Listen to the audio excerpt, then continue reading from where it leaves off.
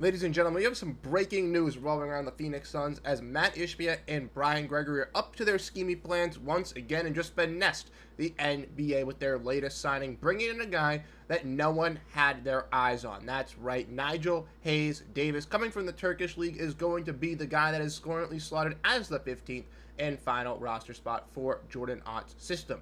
So what will this addition mean for the Phoenix Suns, and how will it display other moves that could happen for this team down the line? We'll be diving and exploring all of that and more on this episode of Suns Digest. I am Bruce Veliz, and you guys have been absolutely fantastic, showing your love and support on the channel, letting us know your thoughts down below, and I really do appreciate it. Like I said, the Suns would be getting active, making some moves, and they already did so today, bringing back guys Colin Gillespie and waiving Cody Martin, but they do have a new one coming into play. So without further ado, let's dive in and let's explore the updates here revolving around the Suns, as this is an interesting piece to be added to the roster, as Nigel Hayes Davis is coming over from the Turkish League, and someone that a lot of people I probably don't know much about. But Nigel Hayes Davis will be signing a one-year deal where he was the 2025 EuroLeague champion and finals MVP for the Turkish Cup Championship and MVP as well. He was someone that was getting some intrigue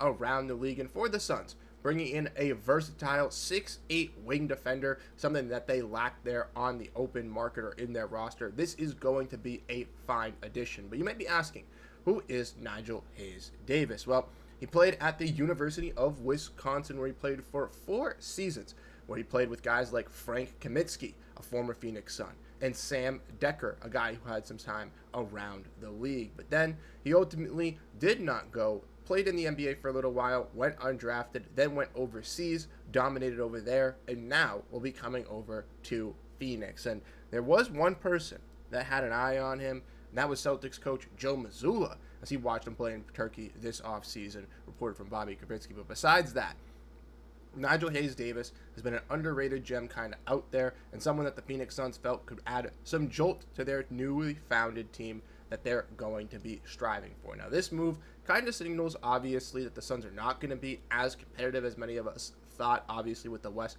getting stronger, with the Nuggets, the Clippers, the Rockets, and the Thunder all being presumably the top 4 teams at this moment with the moves going down today. It does seem like with this signing here for the Suns, it's going to keep them competitive, but also be a signing that also isn't going to clearly take them over the top. And that's something that we really need to kind of resonate with our thoughts when looking at this team. But once again, the guy in Nigel Hayes Davis, I think, is going to be a complementary piece for this wing rotation. Could be a little bit of a mentor or a veteran, similar for a guy in Rasheer Fleming, who could learn a lot from the 30-year-old veteran now coming over back into the NBA. And we saw something similar with a guy in Gershon Yabusele last offseason with the Philadelphia 76ers after he had a dominant run over in the Paris Olympics. And he looked very solid with that Sixers team, so good that he is willing to command a bigger market in free agency and is most likely going to be leaving that 76ers squad. So when you think about that, right, if a guy Nigel Hayes Davis can come to Phoenix, make an impact, and then also maybe not leave, but the Suns have some flexibility and some money in free agency next season, be able to give him a nice team-friendly extension. And this could be another wing guy that you could build either in the starting lineup or coming off the bench alongside a guy in Devin Booker, Dylan Brooks, Ryan Dunn, in this new wing rotation that you are kind of forming together. That could be really, really key. Now, like I mentioned, they did lose Cody Martin. They did waive him. They did bring back Nick Richards, which could result maybe in a trade down the line. But they also lost someone as well, as free agent Tyus Jones went out and signed with the Orlando Magic. Now, that kind of signals to the Suns is obviously a guy in Colin Gillespie, who got a guaranteed deal that we covered today, as well as most likely going to be getting some more time with the Phoenix Suns, which I really, really liked for this team. I've been a huge Colin Gillespie truther and supporter.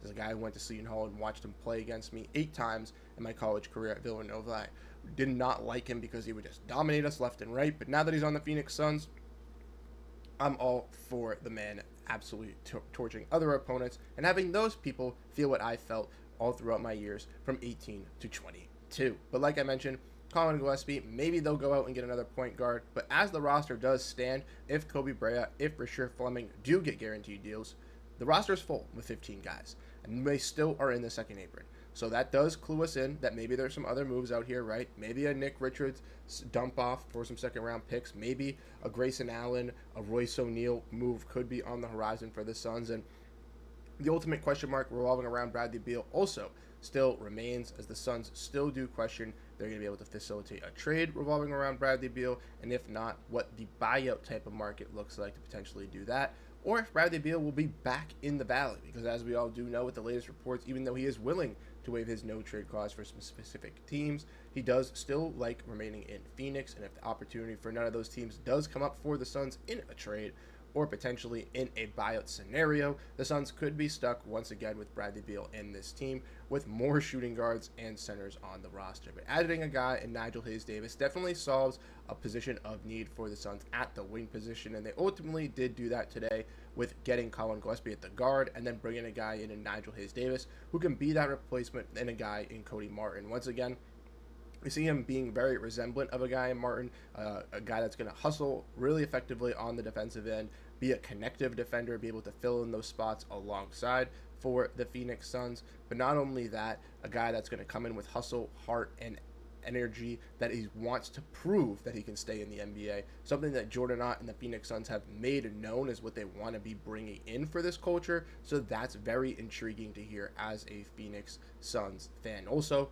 with waiving Cody Martin, you save $8.7 million, and bringing in a guy in Nigel Hayes-Davis, he's going to be on a veteran minimum, so roughly around 3. You are saving roughly $5 million. Now, like I mentioned, since we are in the second apron at this current moment, we could only offer contracts at the veteran minimum, and with signing Nigel Hayes-Davis, they now cannot sign Chris Paul. So for the people that want Chris Paul to come, including myself, Suns still have to clear a roster spot to get that done. So that's going to be another question for this team going into the rest of the night, into tomorrow, and how they really trying to finagle this rest of the off season going down into play. Like I said, the trades for Kevin Durant have not gone through yet. The Mark Williams one went official today, so Mark Williams is officially a Phoenix Sun.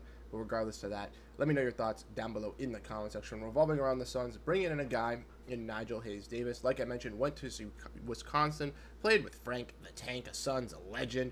Obviously had some run in the NBA, but then went to the EuroLeague, played there, dominated as a EuroLeague MVP with the Turkish National League, and is now going to be coming to the NBA to have a big prove-it year in Jordan Ott's new system with the Phoenix Suns, similar like a guy in Gershon Yabusele last season. So let me know your thoughts, like I said, down below in the comment section. Are you guys excited by this move? Are you guys questioning this move? I'd love to hear what you guys think. I think it is a good signing for the Suns, and I can't wait to see what a guy like Nigel Hayes-Davis can bring to this team as a solid rotational player, hopefully on the defensive end for the team next season. So once again, like I said, I'll catch you guys in the next video if there's another update tonight. But if not, I'll catch you guys tomorrow. Have a great rest of your day, and go Phoenix Suns. Peace out, everyone.